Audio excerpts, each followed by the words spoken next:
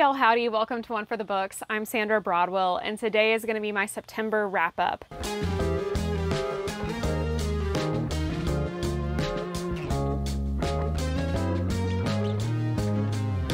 If you saw my New York Times 100 list vlog, then you already know what I have to say about 3 of the 5 books that I'm going to talk about today. But I actually only finished 4 books in the month of August, which is definitely the lowest number of books that I have to talk about in any wrap-up of this year. But I will say Rhythm of War, which is over 1,200 pages, is one of those books. Cloud Cuckoo Land was one of them that was, I think, over 600 pages. And so even though the number is low, the page count was still it was still a little lower overall because September was a little bit crazy in my personal life. So I'll go ahead and do a quick overview of the 3 books that I read in the New York Times vlog. Please go look at that if you want my full thoughts. But the book that I DNF'd this month, which I talked about extensively and ranted about quite extensively in the New York Times vlog, was 1Q84 by Haruki Murakami. It was absolute garbage. I read about 200 pages of it, and the sci-fi concepts that it had were not strong or compelling enough to overcome the horrific misogyny that the author just laid on thick throughout the entire thing. It was very much cringy, like trying to read a male fantasy of how women behave and act, and that their most important quality is, of course, their boobs. So I just literally, I tried to pushing through to 200 pages was a struggle, but the book is over 900 pages long and I just couldn't put up with it anymore. I'm so glad I DNF'd it. It was an absolute waste of my time, and I will never ever pick up anything by Haruki Murakami ever again. So again, that's the really short version of the rant. If you want my full thoughts, definitely go check out the New York Times blog, which I will link below. Cloud Cuckoo Land by Anthony Doerr is another book that I read in that vlog. I really enjoyed this book. It's 3 different timelines. One of them back in the city of Constantinople, you know, way back in the past. One of them was from kind of our more modern era with some minor flashbacks to when the characters from the modern era were growing up, either in the early 2000s or like the 1960s, I think. And then there was a future timeline that was, I think, supposed to be several hundred years in the future, but I'm not quite sure what the timeline on that was. But basically all of these timelines are connected by this story that the main character from the Constantinople timeline discovered, and it was already an ancient story when she discovered it. And the city of Constantinople is under siege. Her sister is very sick, and she is trying to learn to read and save her sister, basically all at the same time. The modern timeline follows 2 characters, one of whom is an old man who is putting on a play of this story that connects these characters because he was a fan of the story when he was a kid. And then it also follows a young man, a teenager, who is putting a bomb in the library where the elderly gentleman and the class of 5th graders are putting on the play. And then the future timeline is set on a spaceship that is flying to a distant planet because the Earth is in environmental ruin and is uninhabitable. When the story starts there, the main character is a young girl who is alone on the ship with the ship's like AI captain computer type system, and then flashes back to the year before that when the ship was filled with people. And so I really enjoyed kind of the mystery or the tension elements of all 3 of these stories. The city was under siege in the past, the bomb is being planted in the library in the present, and why is the ship empty of people in the future? So all of that, I think, and the way that the stories kind of played off of each other really pulled me through the story.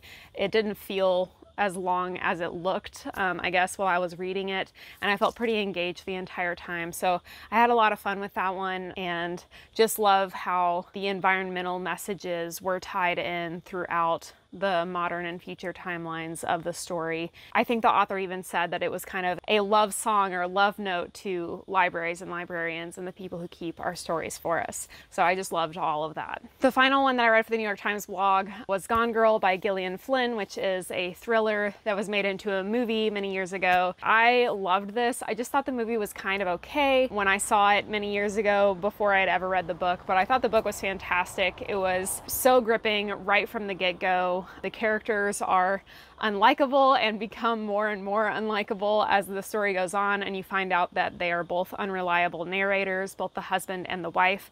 But essentially the premise of the story is that the wife goes missing and the husband is the #1 suspect, and everything slowly unravels as the case moves forward, and the husband's trying to figure out what happened to the wife, and the investigation just explodes. Really, really thought that was gripping, definitely from start to finish. Definitely the best thriller that I've read so far this year. As far as unreliable narrators go, it was absolutely masterfully done. Then I read Rhythm of War by Brandon Sanderson. This is book 4 of the Stormlight archive, and as of right now, the last published book in the Stormlight archive. However, book 5, which is called Wind and Truth, comes out in December.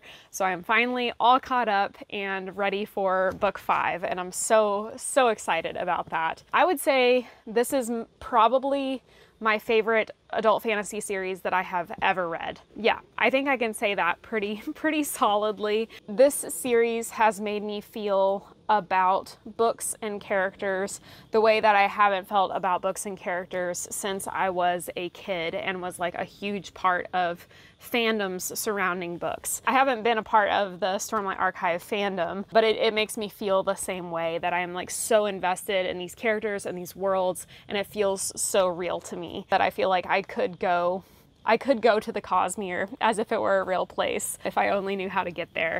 And so I just think that is absolutely masterfully done. Even if the characters get on my nerves sometimes, I still care about them so deeply, and I just want everything to be okay for them. And the mysteries that keep happening throughout this series just pulls me deeper and deeper, and I feel like there's still so much to learn.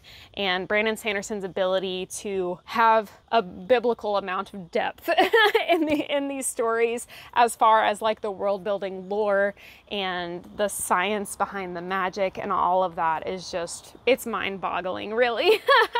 I don't know how he does it, but I am so glad that there are authors out there that can, because what a gift to be able to share this kind of story with the world. Rhythm of War, I will say, has definitely been my least favorite of the 4 books so far. But even being like least favorite, I mean, I think I gave all of them 5 stars. This one I would probably give a 4.5 star. I felt like the pacing in this one was definitely the sloggiest, I guess. There was like parts of it that felt a bit unnecessary or overdrawn out, but I was still interested the whole time. It wasn't that I wasn't interested, but it did take me pretty much the entire month to read. I think I read those first 3 books that I mentioned already in like the first 5 or 6 days of September, and then it literally took me until like from then until September 29th, I think, to read this entire book. And normally the other Stormlight Archive books have only taken me maybe like 10 days to 2 weeks, I would say, has been a typical range of how long it's taken me to read the other Stormlight Archive books. And this one is a little longer, but it's really not that much longer. So the fact that it took me so much longer to read, I think, just indicates a bit more of how I felt about the pacing. I also just had a lot more going on this month, so that could have contributed to it, but I didn't feel the need to pick it up as like seriously as I did with the other ones. I think my main complaints in this book are about the character Shallan. It feels like she had a good arc in the first 3 books, and at this point it felt like almost a bit manufactured to continue with her arc in the same sort of step and line that she was on before. I think it played out well and was done well by the end of the book, but at the beginning of the book I was like, oh, this again. So I think that just started to feel a little old. The depth that we learned about the listeners, the Parshendi species in this book in particular, I found extremely fascinating. I really feel like we're starting to know a lot more about this other species that lives on Roshar, and definitely more mysteries of the Cosmere were revealed in this one. And I just thought the way that a lot of these storylines carried out were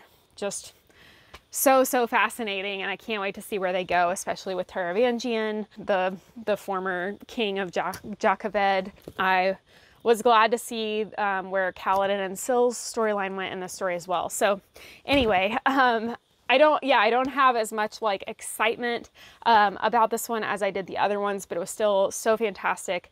This one felt a little bit, like I said, more like a middle book syndrome type of book where we were bridging between everything that had happened so far and the upcoming book that is about to complete the series. And so yeah, a little bit bloated maybe, but setting up all the dominoes, I think, for what's going to be a really, really epic conclusion. And I absolutely will be getting Wind and Truth the day that it comes out, and can't wait to see how this is going to wrap up. The final book that I read in the month of September was It Lasts Forever and Then It's Over by Anne DeMarkin. This was a really short zombie book, actually. I had just heard about it from maybe one or two other people. I don't think it's super popular, but it came out earlier this year, and it is from the perspective of an undead woman, which I thought was a really interesting perspective to have for a zombie book. I haven't read a ton of zombie books, but obviously most of the time when you read or watch a zombie story, it is definitely from the perspective of the humans who are trying to resist the zombie apocalypse. And this woman was a zombie, was an undead. And it really is, I think, an examination of grief in a very, from a very unique perspective. This woman is basically grieving the life that she can no longer fully remember. She doesn't remember her own name or the name of the person that she loved, but she remembers a lot of other random details about her life. And she's getting to the point where she can't remember what parts of her life were true and what parts of her life were only imagined.